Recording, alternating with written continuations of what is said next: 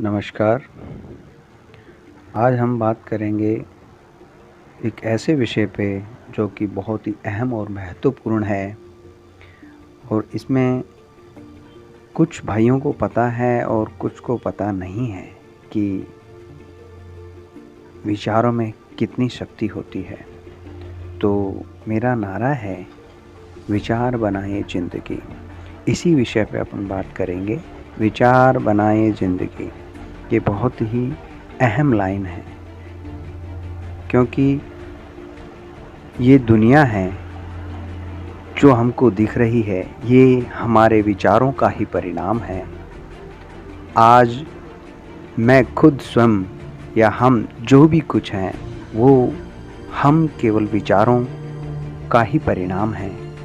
आज से जितने बरस पहले हमने जो कुछ सोचा था कि मेरे को ये बनना है, इंजीनियर बनना है, डॉक्टर बनना है, उसी हिसाब से आज हमने वो सफ़र तय करके कोई इंजीनियर बन गया, कोई डॉक्टर बन गया। इसी प्रकार गांधी जी ने भी कहा है कि be the change, want to see the change in the world.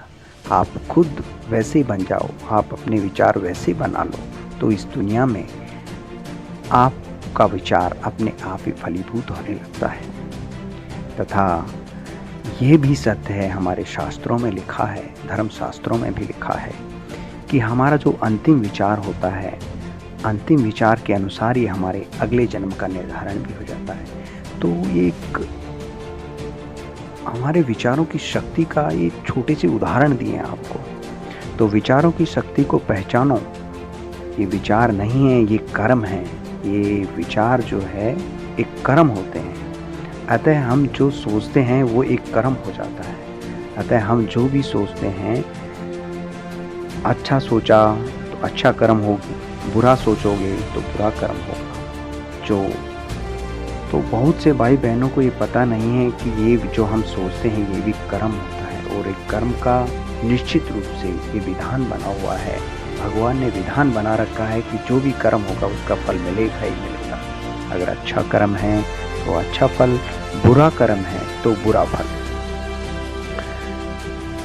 तो केवल सही विचार से ही हम अपना और दूसरों का भला कर सकते हैं। इसलिए हमें हमेशा जो विचार आते हैं वो एकदम संतुलित और सोच समझ के ही हमारे दिमाग में चलते रहने चाहिए। तो सद्विचार से हम खुद का भला कर सकते हैं और दूसरों का बिना कुछ खर्च किए भला कर सकते हैं, केवल सोचने मात्र से, विचार करने मात्र से। तो हमारे विचारों को सही गति देने का कार्य और जिम्मेदारी हमारी खुद की है। इसलिए हम खुद को एक अच्छा विचारक इसलिए कहते हैं कि हमेशा सद्विचार, मतलब be positive, think positive, be positive, मतलब ये एक बहुत ही अच्छी लाइन है। इसलिए मैं बार बार सभी को ये कहता हूँ कि विचार बनाए ज़िंदगी। अतः विचारों में एक शक्ति होती है। जैसे हमारे कर्मों में शक्ति होती है, हम कोई कर्म करते हैं उसका फल मिलता है, उसी प्रकार विचारों से भी कर्म होता है तथा उसका फल भी मिलता है। एक वास्तविक सच्चाई है कि आप लोगों को कितना पता है मालूम नहीं, ये ब्रह्मांड से ये दुनिया एक शक्ति ही है। ये पूरा ब्रह्मांड जो है, ये यूनिवर्स जो है, एक शक्ति ही है। जो कुछ हमें दिखता है वह फिजिकल कुछ भी नहीं है।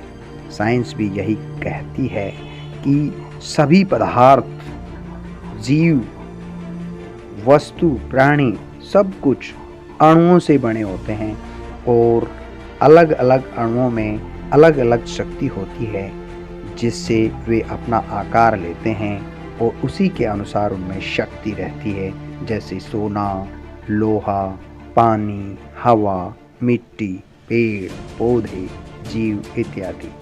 तो केवल शक्ति के अलावा इस दुनिया में कुछ भी नहीं है। साइंस भी यही कहती है और हमारे शास्त्रों में भी यही लिखा है कि एक भगवान के सिवा, उस शक्ति के सिवा कुछ भी नहीं है, सब कुछ वही बना हुआ है। अतः कहने का तात्पर्य यह है कि विचारों में असीम शक्ति है। जैसे ही हमारे विचार आता है तो एक शक्ति, एक ऊर्जा पैदा होती है तथा यह संदेश अदृश्य रूप से इस प्रकृति अर्थात यूनिवर्स में भी फैल जाता है। इसलिए यह यूनिवर्स उस विचार को बिना कुछ सोचे समझे पूरा करने में लग जाता है। कभी आपने महसूस किया होगा कि हम जो चाहते हैं वैसी ही वस्तु, वैसा ही आदमी या दोस्त हमको मिलते चले जाते हैं जैसा हम सोचते हैं। क्योंकि वो क्यों होता है? क्योंकि यह प्रकृति उसको मिलाने में लग जाती है। ये पूरी कायनात उस जीव के विचार को पूरा करने में लग जाती है। इसे दूसरी भाषा में लॉ ऑफ अट्रैक्शन भी कहते हैं। यह यानी कि आकर्षण का नियम। विचार बनाए जिंदगी के कुछ और उदाहरण आपको बताता हूँ। यदि किसी ने बहुत बरस पहले हवाई जहाज बनाने की नहीं सोचा होता तो क्या आज हवाई जहाज बनता? नहीं ना। यदि किसी ने बल्ब बनाने की नहीं सोचा होता तो क्या आज बल्ब बनता? क्या बल्ब हमारे पास होता? नहीं होता। और ऐसे ही अगर आज से कुछ बरस पहले अगर मैंने इंजीनियर बनने की नहीं सोचा होता तो क्या मैं आज इंजीनियर बनता? नहीं बनता। इसलिए ये दुनिया आज जो भी कुछ दिख रही है वह सब हमारे विचारों का ही परिणाम है। और आज हम खुद जो भी कुछ हैं वो भी हम अपने विचारों से ही हैं। इसलिए हम किसी और को जो दोष देते हैं वो गलत है। इसलिए बी कॉज कुछ नहीं होता, सब मी कॉज ही होता है। यानी कि मैं खुद के लिए खुद ही जिम्मेदार हूँ। तो भाइयों बहनों, विचारों की शक्ति को पहचानो और उस शक्ति का जितना ज़्यादा संगठित या केंद्रित रूप से उपयोग करेंगे उतनी ही ज़्यादा हमको परिणाम जल्दी मिलेगा और अच्छा मिलेगा। केंद्रित से मतलब है ध्यान केवल उसी काम में तथा मन को भी उसी काम में लगा के, यानी कि मन की गति को एकाग्रचित करके विचारों और कार्य को करेंगे तो तुरंत बढ़िया परिणाम मिलेगा।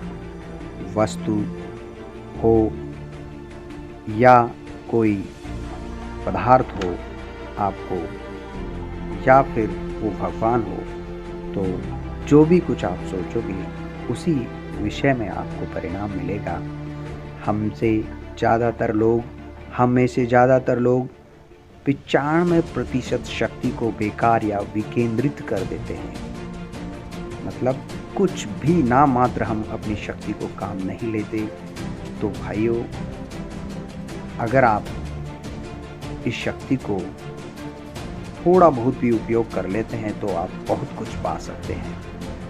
95% जो शक्ति बर्बाद हो रही है उसको आप विचारों की शक्ति को और मन की शक्ति को केंद्रित करके